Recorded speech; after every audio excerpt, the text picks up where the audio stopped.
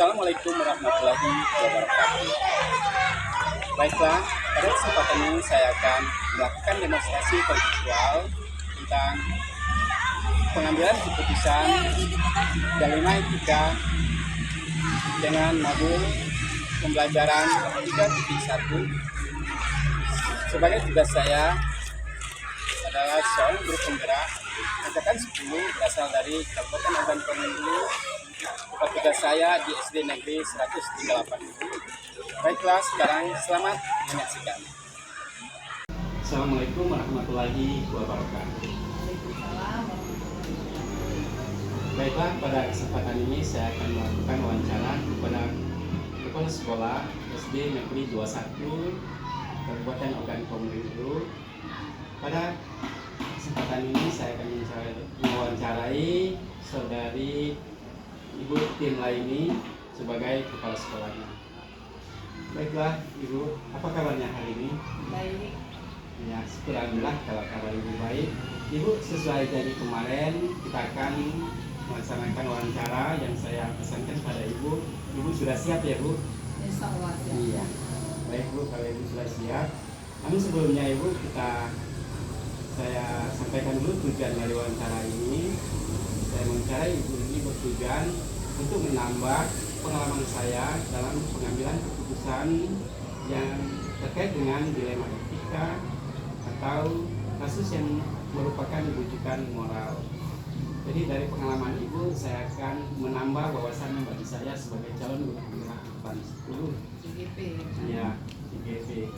Baik Bu, sudah siap ya Bu wawancaranya? Insya Allah. Ya, baik. Kalau Ibu sudah siap, saya mulai dengan pertanyaan pertama ya Bu. Selama ini bagaimana Ibu dapat mengidentifikasi kasus-kasus yang merupakan dilema etika atau rujukan moral? Baiklah, saya akan menjawab pertanyaan dari Pak Alwi sebagai guru CGP untuk hari ini. Dalam mengidentifikasi kasus dilema etika atau rujukan moral, biasanya saya mengidentifikasinya dengan mengumpulkan fakta-fakta dan unsur-unsur yang terlihat jika kasus tersebut merupakan dilema etika. Tentunya masih bisa diselesaikan dengan keputusan yang arif dan bijak. Namun jika kasus tersebut sudah mengarah ke pelanggaran hukum, tentunya penyelesaian kasus tersebut akan berbeda. Yang jelas terlibat semua pihak, guru, dengan masyarakat, dengan warga sekolah dan penegak hukum. Itu Pak Luis. Oh ya, baik Bu. Oke. Jadi Ibu dalam mengidentifikasi kasus yang merupakan dilema etika, Ibu bisa menyelesaikannya secara arif dan bijaksana, mungkin secara langsung tadi Ibu ya. Kalau dia sudah menyangkut hukum, Ibu butuh rekan-rekan atau dari pihak penegak hukum seperti itu Bu. Baik Bu. Bu, saya lanjut lagi pertanyaannya.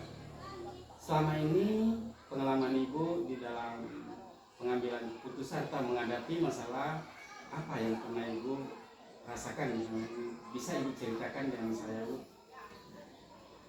Begini Pak Alwi, di dalam pengalaman saya selaku kepala sekolah di sini ada suatu kasus, yaitu seorang anak kelas 3 itu setiap hari wali kelasnya itu membicarakan bahwa anak tersebut tidak bisa sekolah. Jadi saya dengan guru itu saya suruh wali siswanya, wali kelasnya itu menghubungi wali muridnya. Namun anak tersebut, wali muridnya itu ada kasus pisah. Orang tuanya itu sudah pisah. Ada yang bekerja di luar, bapaknya itu bekerja di luar, sedangkan ibunya itu juga bekerja di luar, tidak tentu di mana. Jadi anak tersebut ikut sama neneknya di desa. Terus neneknya ini sering ke kebun, sering ke Lampung, ke daerah luar. Jadi karena mereka berkebun kan, jadi anak yang kelas 3 tadi yang namanya itu Yuda Pak ya. Jadi Yuda itu diajak oleh neneknya pergi ke kebun, jadi tidak pernah ikut sekolah, jadi sekolah itu tinggal. Maka saya memutuskan mengambil keputusan untuk menelpon orang tuanya, memberikan keputusan bahwa kalau memang anak tersebut mau sekolah lagi di sini, silakan pulang, disuruh pulang dengan neneknya tadi. Nah, terus karena kita mau kenaikan kelas kemarin tuh Pak jadi anak tersebut disuruh pulang, jadi dia mau ikut ke sekolah lagi mengikuti ulangan kelas 3. Enggak, akhirnya ya alhamdulillah Pak, dia ikut ke sekolah lagi, jadi sekarang sudah naik kelas 4. Nah, itu keputusannya saya suruh konfirmasi terus dengan wali siswa, dengan wali kelasnya. Oh ya, Itu Pak. baik Bu. Jadi kasusnya ada anak kelas 4 tadi Bu ya, kelas 3, kelas 3. Tadi dia sering tidak masuk sekolah Bu ya, karena orang tuanya berpisah tadi Bu, berpisah ikut dengan neneknya jauh ya. Ini dia tidak bisa masuk sekolah itu, tadi mengambil keputusan untuk bagaimana anak itu bisa tetap sekolah di sini atau dia pindah ke tempat dia di mana dia tinggal seperti itu. Oh ya. Baik Bu. Sekarang kita lanjutkan Bu ke pertanyaan yang kedua. Selama ini bagaimana Ibu dalam menjalankan pengambilan keputusan di sekolah Ibu, terutama untuk kasus-kasus di mana ada dua kepentingan yang sama-sama benar atau sama-sama memiliki atau mengandung nilai-nilai kebajikan. Baik, saya akan menjawab pertanyaan yang kedua. Jika saya mengalami kasus-kasus di mana ada dua kepentingan yang sama-sama benar dan keduanya mengandung nilai-nilai kebijakan, tentunya kita akan memilih yang mana yang lebih dominan Pak untuk dilakukan suatu pengambilan keputusan, agar kita sebagai pimpinan tidak terjebak dalam suatu keputusan yang dianggap tidak menimbulkan masalah baru yang akan datang. Begitu Pak. Oh iya. Jadi Ibu kalau menghadapi kasus yang memiliki nilai kebajikan, namun kasus tersebut keputusan dari kedua keputusan itu memiliki nilai-nilai kebenaran yang sama atau sama-sama benar ya Bu. Jadi Ibu memilih memutuskan untuk yang lebih dominan seperti itu Bu ya. Baik Bu. Kalau sekarang kita lanjut ke pertanyaan yang ketiga ya Bu. Ya. Baik Bu, sekarang kita lanjut. Saya lanjut ke pertanyaan berikut ya Bu. Pertanyaan yang ketiga. Langkah-langkah atau prosedur seperti apa yang bisa Ibu lakukan selama ini dalam pengambilan keputusan untuk permasalahan dilema etika? Baik, Pak.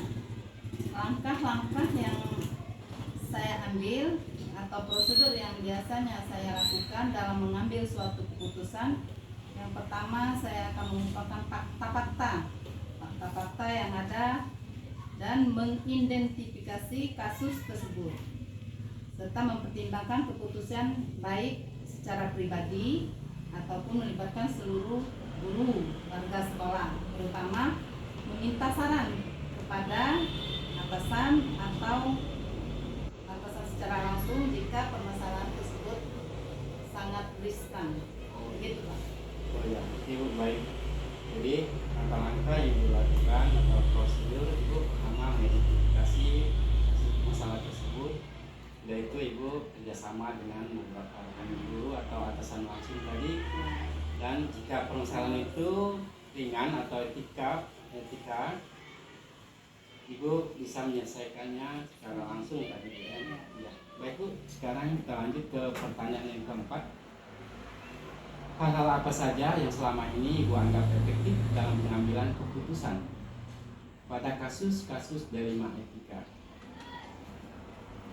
Hal yang efektif dalam pengambilan keputusan pada kasus-kasus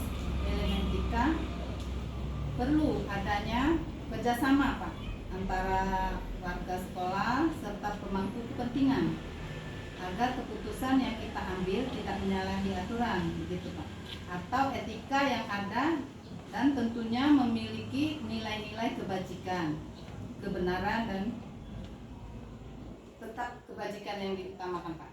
Oh, baik Bu. Jadi Ibu dalam mengambil hal yang Ibu anggap efektif dalam pengambilan keputusan itu perlu adanya kerjasama tadi Bu ya. Iya. Baik Bu, kita lanjut ke pertanyaan yang kelima Bu.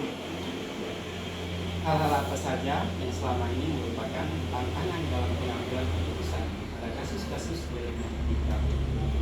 Hal-hal yang menjadi tantangan dalam pengambilan keputusan pada kasus-kasus dilema ini, dilema etika biasanya ada yang pro dan kontra.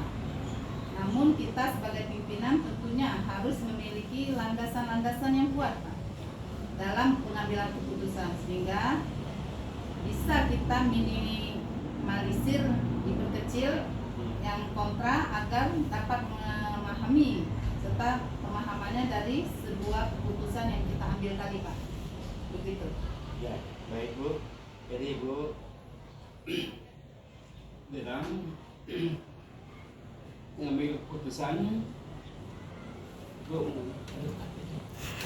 sekarang kita masuk. Saya akan bertanya lagi untuk pertanyaan yang ke-6 ini Bu. Ya. Pak. Apakah Ibu memiliki sebuah tata kelola atau jadwal tertentu dalam sebuah penyelesaian kasus dilema etika? Apakah Ibu langsung menyelesaikan di tempat atau memiliki sebuah jadwal untuk menyelesaikannya? Bentuk apa, prosedur seperti apa yang Ibu jalankan? Dalam pengambilan keputusan di sekolah Pak ya? Iya. Yang misalkan ini ya, di dalam pengambilan keputusan dilema etika jika kasusnya sederhana atau kasus-kasus yang sering terjadi biasa diselesaikan secara langsung Pak. Namun jika kasus tersebut sudah berat, tentunya saya akan selesaikan melalui forum. Misalnya forum kombel, komunitas belajar, di mana seluruh guru-guru terlibat dalam forum tersebut. Kalau melalui forum kombel sudah jelas ada jadwalnya, dijadwalkan kan Pak, karena pelaksanaan kombel itu setiap sebulan 2 kali pertemuan atau 2 minggu itu 1 kali pertemuan. Jadi Ibu dalam menentukan keputusan atau mengambil keputusan, Ibu bisa secara langsung jika permasalahan itu ringan gitu ya. Kalau dia berat, Ibu melakukan dengan waktu pelaksanaan kombel ya. Kombelnya kegiatannya 2 kali dalam sebulan. Ya, baik Bu. Sekarang lanjut Bu, pertanyaan yang ke-7. Yang keempat. Ya. Apakah seseorang ada atau faktor-faktor yang selama ini mempermudah Ibu dalam pengambilan keputusan pada kasus-kasus dilema etika tersebut? Baik, saya akan jawab. Faktor-faktor yang mempermudah atau membantu dalam pengambilan keputusan bagi saya ada kasus-kasus dilema etika perlu adanya kerjasama yang baik antar rekan-rekan kerja di sekolah, terutama pada atasan langsung seperti pengawas dan seluruh warga sekolah yang terlibat di sekolah ini. Ya, oke Bu. Jadi ada juga seseorang atau faktor lain yang mempengaruhi atau Ibu dalam mengambil keputusan seperti rekan guru, teman-teman guru tadi Bu ya, dan atasan langsung Bu. Jadi menentukan orang lain juga dalam pengambilan keputusan. Baik Bu, kita sudah sampai di akhir. Ini pertanyaan yang terakhir Bu ya, yang ke-8 dari percakapan kita dari tadi membahas tentang kasus-kasus dilema etika. Kira-kira pelajaran apa yang dapat Ibu ambil dari wawancara ini yang membahas tentang kasus-kasus tadi Bu? Itu hikmahnya Pak ya, Iya. bisa dipetik dari intinya bahwa tentunya dalam setiap pengambilan keputusan yang berkaitan dengan dilema etika, kita harus mengidentifikasi terlebih dahulu dengan fakta-fakta yang jelas sehingga kita memiliki landasan yang kuat dalam mengambil suatu keputusan, serta memiliki nilai-nilai kebijakan. Dan pentingnya ada kerjasama antar kolaborasi antar sekolah serta pihak-pihak yang terkait untuk memperkuat setiap keputusan yang kita ambil. Oh ya, baik Bu, sudah sangat jelas Ibu menyampaikannya wawancara ini. Tentunya wawancara ini Bu menjadi bekal bagi saya, pengalaman bagi saya untuk ke depan ketika saya suatu saat nanti sama seperti Ibu menjadi kepala sekolah. Ini bekal dari wawancara Ibu ini, saya bisa melakukan keputusan atau mengambil keputusan sesuai dengan pengalaman Ibu tadi. Ya Bu, terima kasih. Tentunya saya ucapkan atas waktu yang Ibu berikan kepada saya hari ini, dan lebih dan kurang saya mohon maaf kepada Ibu. Ya, mungkin sampai di sini wawancara saya tutup dengan wabillahi taufiq wal hidayah. Wassalamualaikum warahmatullahi wabarakatuh. Waalaikumsalam warahmatullahi wabarakatuh. Baiklah Bapak Ibu guru hebat, sekarang saya akan menyajikan video kedua saya mewawancarai salah satu dari guru SD Negeri 138 Oku. Selamat menyaksikan. Assalamualaikum warahmatullahi wabarakatuh. Waalaikumsalam warahmatullahi wabarakatuh. Baiklah, saya calon guru penggerak angkatan 10 berasal dari Kabupaten Ogan Komering Ulu, bertugas di SD Negeri 138 Oku. Pada pagi hari ini saya akan melakukan wawancara terhadap salah satu guru di SD Negeri 138 Oku, yaitu saudari Ibu Rofiah. Berhubung saya mewawancarai Ibu Rofiah ini karena saya selaku PLT yang bertugas di SD Negeri 138 Oku, maka saya mewawancarai salah seorang guru. Baiklah Ibu, apa kabar Bu? Baik Pak, alhamdulillah. Alhamdulillah kalau kabar Ibu baik. Kemarin sesuai janji saya akan mewawancarai Ibu pada hari ini. Apakah Ibu sudah siap untuk diwawancarai? Siap Pak. Ya. Sebelumnya saya juga mengucapkan banyak terima kasih kepada Ibu. Di pagi hari ini Ibu sudah melakukan banyak aktivitas, tapi Ibu sudah meluangkan waktu untuk bertemu dan saya melakukan wawancara dengan saya ini. Pertama saya ucapkan terima kasih kepada Ibu ya. Sama-sama. Ya.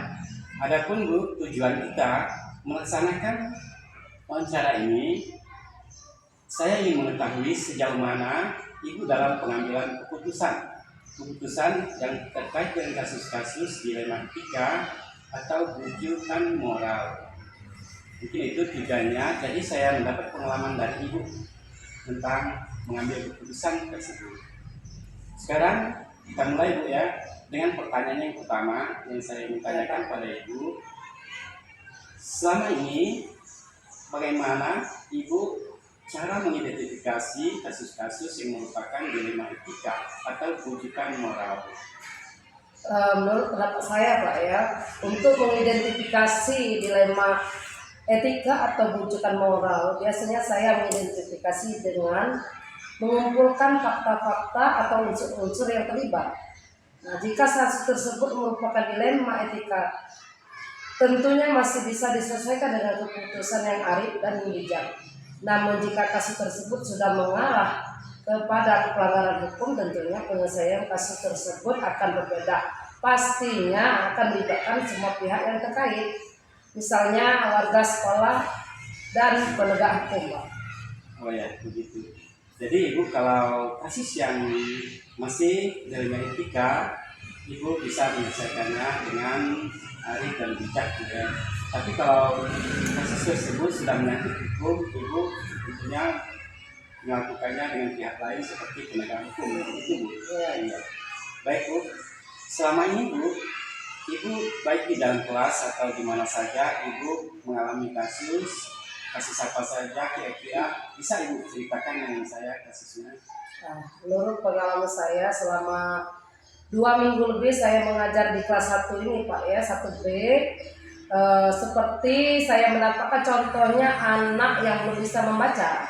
Nah, saya mengenalkan di sana huruf-huruf abjad Setelah itu menggabungkan sebuah kata, maka dari kata itu disuruh kepada anak-anak untuk membacanya.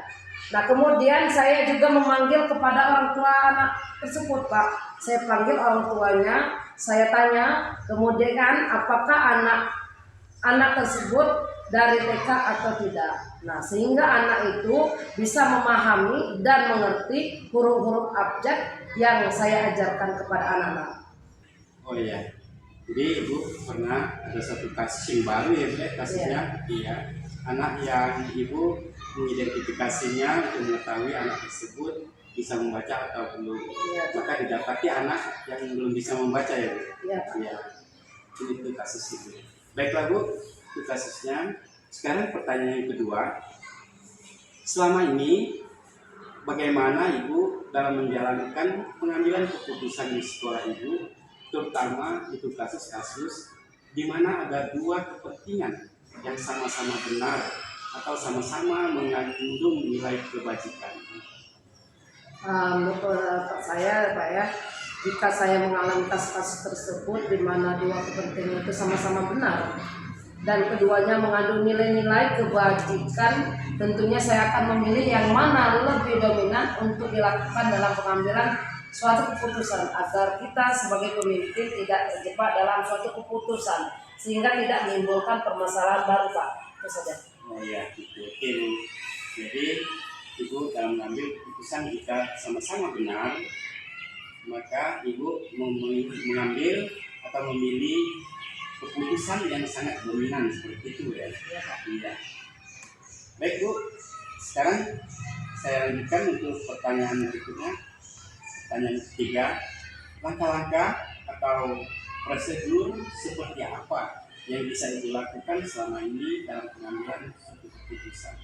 Baik, Pak, menurut pendapat saya, langkah-langkah atau prosedur yang biasa saya lakukan dalam pengambilan suatu keputusan, yang pertama saya akan mengumpulkan fakta-fakta yang ada, lalu mengidentifikasi kasus tersebut serta mempertimbangkan keputusan baik secara pribadi ataupun melibatkan seluruh warga sekolah, terutama meminta saran kepada atasan langsung jika permasalahan tersebut sangat ringkas.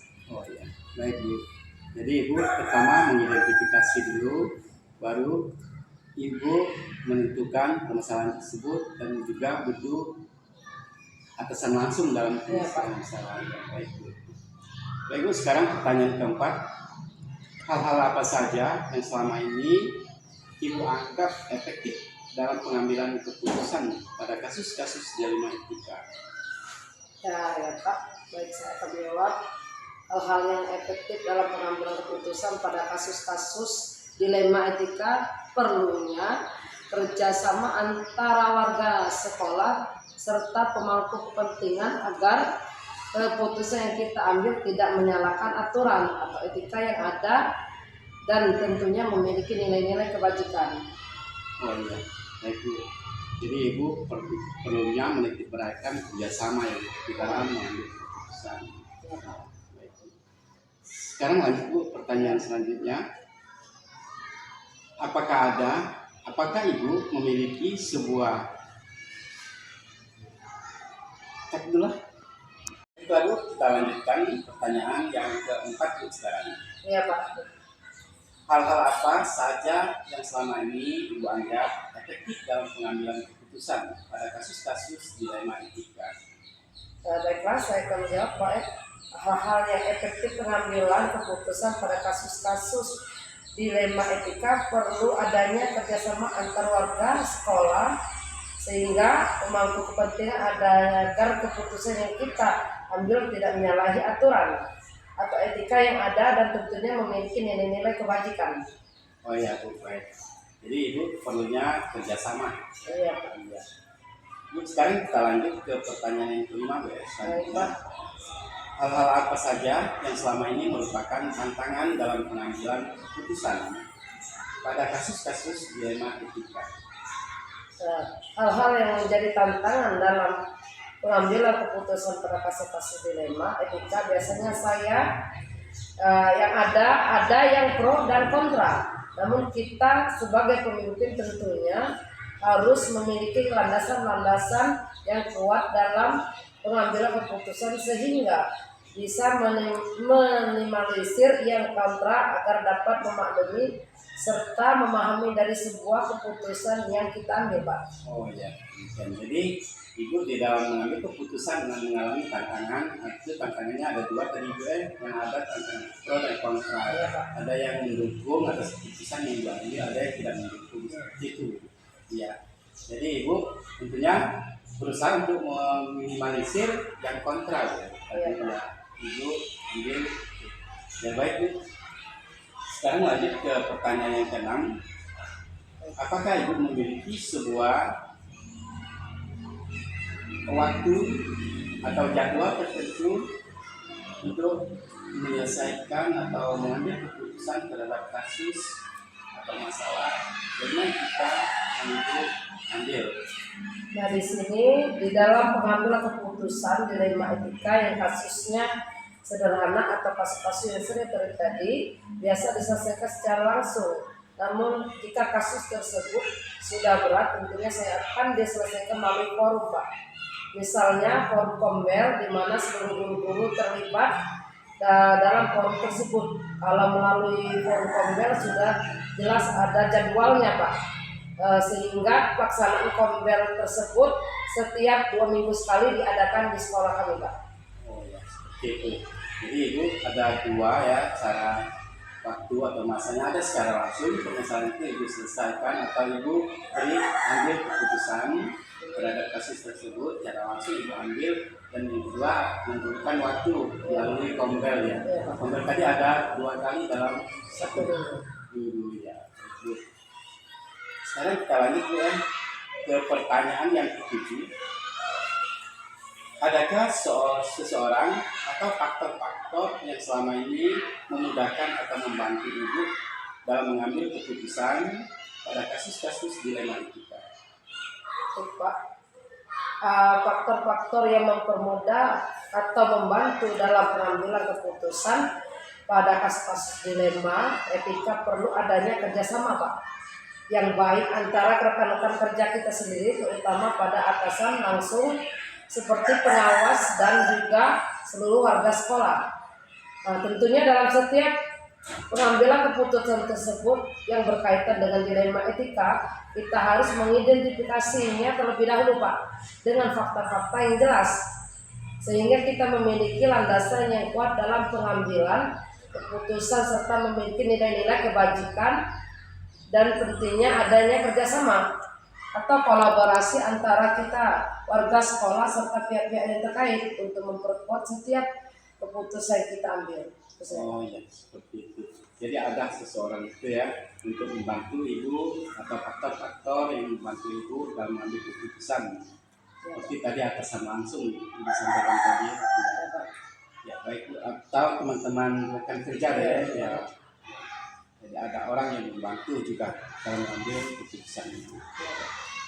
Baik Bu, pertanyaan yang terakhir ini Bu, dari pembicaraan kita sekarang, kira-kira apa yang bisa Ibu petik di dalam pengambilan keputusan yang dari beberapa kasus yang Ibu sampaikan tadi?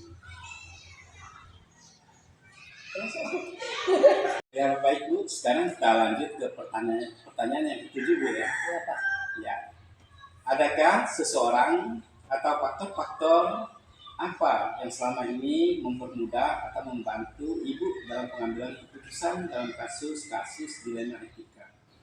Faktor-faktor yang mempermudah atau membantu dalam mengambil keputusan pada kasus-kasus dilema etika perlu adanya kerjasama, Pak, yang baik antara rekan-rekan kerja, terutama pada atasan langsung seperti pengawas dan juga seluruh warga sekolah, Pak. Oh ya, baik. Jadi faktor-faktor yang mempengaruhi atau selama ini membantu atasan langsung juga kepala sekolah. Ya. Baik Bu, sekarang pertanyaan terakhir Bu. Ya. Dari semua hal yang kita bicarakan dari pertemuan ini, dari pertama tadi ada beberapa kasus tadi yang disampaikan. Kira-kira pembelajaran apa yang dapat Ibu ambil dari pengambilan keputusan dilema etika?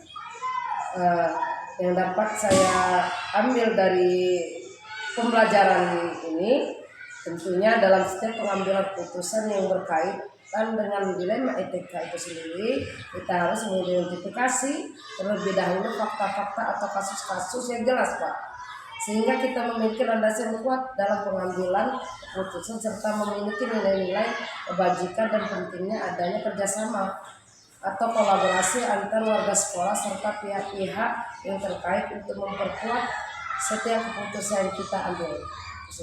Oh iya. Baik Bu, jadi dalam pertemuan wawancara ini saya ambil Ibu berarti setiap ada masalah selalu melakukan identifikasi, mengumpulkan fakta-fakta yang jelas sehingga Ibu memiliki landasan yang kuat untuk mengambil keputusan seperti itu. Dan perlunya kerjasama tadi Bu, perlunya kerjasama. Ya, baiklah Bu, demikian wawancara kita hari ini saya akhiri, dan sebelum saya tutup saya ucapkan sekali lagi terima kasih kepada semua Bapak Ibu guru hebat yang sudah meluangkan waktunya untuk menonton video saya. Saya akhiri, wabillahi taufiq wal hidayah. Wassalamualaikum warahmatullahi wabarakatuh.